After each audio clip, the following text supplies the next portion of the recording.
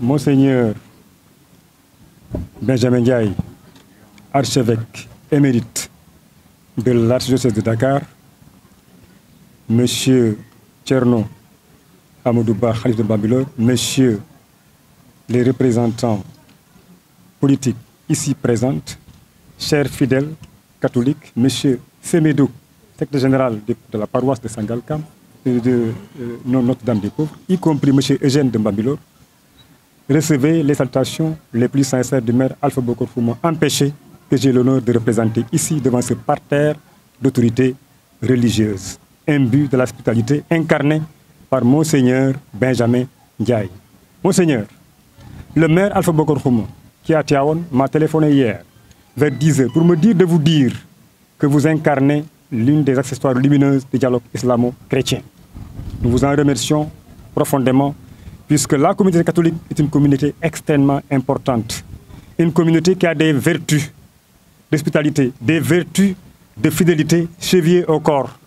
Le maire Alpha Bokor Xuma sait pertinemment que son élection, que la communauté catholique a largement contribué à son élection.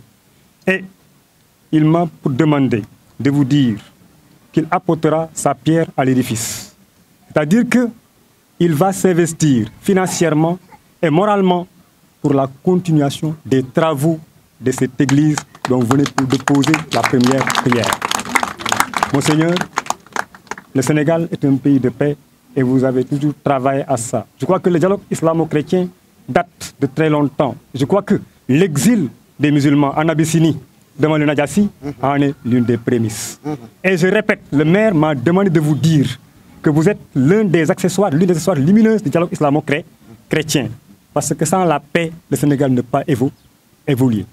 Il nous faut la synergie de toutes les confessions, chrétiennes, catholiques, protestantes, animistes, pour œuvrer à la construction de ce pays qui s'est lancé dans un projet de transformation nationale 2050, dans un agenda.